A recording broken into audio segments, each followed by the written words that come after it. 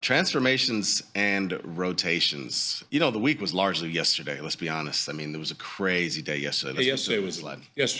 Yesterday They took the week back, right? I mean, basically, right? Yesterday saved us. CPI report, of course, came out and said that inflation slowed at the slowest pace since August of 2021. There was, I guess, a change in rate cut odds, right? And this has been, you know, the thing that's been moving the market a decent amount. I guess September's on the table now. I don't know. I don't really think rates are going to be cut, and I don't really think it's necessary. It doesn't matter what I think. Now the futures are showing that there's potential chance for a September cut, and 2025 is now pricing 4 cuts. But of course, 2024 was pricing 6 cuts when we came into it. So these things are going to move around, people. Don't necessarily get locked into that. The yen, big move in the yen yesterday after the CPI report.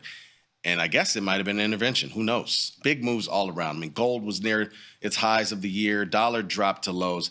I got to tell you, it was weird to see the big change. It's about 6% difference, right, in NASDAQ and S&P. I'm sorry, NASDAQ and small caps. And then you see this big move in the dollar. You see this big move in gold. I'm gonna table that. Then the next time I ask you that. Bank earnings started a little bit as well. We have JP Morgan's flat so far. Citi's moving up, and I think Wells Fargo is down. So far, kind of quiet start to earnings season, right? And then you got VIX below 13, at least as was as of yesterday. VVIX below 85, and realized vol remains at multi-year lows. And I just want to know they did not get. What do you think about all this shit that happened yesterday? They did not get anything going volatility-wise, and volatility on volatility. Well, why should they though? I mean, it wasn't like the whole entire market. I'm not disagreeing with you, but volatility on volatility is still in the crapper as well. What happened yesterday? What do you mean? What happened? Little sector rotation. Nothing. Right? You think so? Is it a little sector rotation? Yeah. Or is it gravity? Is it August of '99, right before March of 2000, and things are about to change? I think things are about to change, but who knows? They do. Anybody who's been looking for a change has been calling for it for a year. What's 10% from here anyway? When you look at things in its totality over the history of the stock market, it's nothing. That's a good point. NASDAQ had its worst day against Russell in 22 years. The Russell 2000 and index spread was basically over 600 points at its peak at one point in time. The last couple of times we've seen this, this is the ratio of NASDAQ to IWM. Obviously, big move down when you look at that ratio yesterday. Last time we've seen this were summer of last year, and then, of course, the beginning, like late last year or the beginning of this year, and it eventually reverses, and we resume a higher new level in NASDAQ. So, who knows where it goes from. This thing's been out of control for, multiple years. And one down day, and people are like, whoa. Yeah, I know, right? Give me a break. All right, so that must mean you're not long Russell anymore and short NASDAQ. No, I am. I'm not. I'm long Russell, short NASDAQ. Okay. I'm not getting out of that position. I told Tony yesterday, I'm not getting out. Wake me up in a month. I'm not even looking at it. It's not on the chopping block. Like, it's not. I wouldn't close it today if it moved double what it moved yesterday. Yes, you would. yeah, you would not. This is reminiscent of I'll never be long bonds. I'll never, mark my words, Pat, I'll never be long bonds. Maybe about 6 weeks. Let's move to the next slide. I'm glad you said that.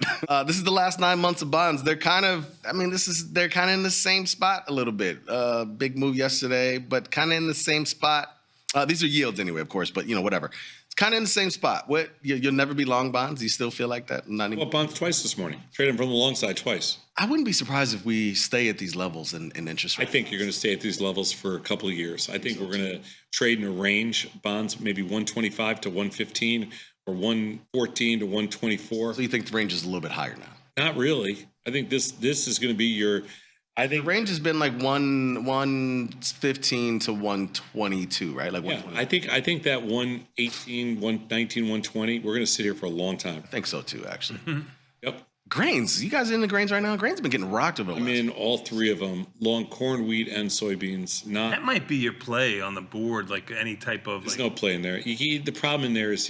I've spent one year, like in, I don't remember what year it was, maybe 1998 or something.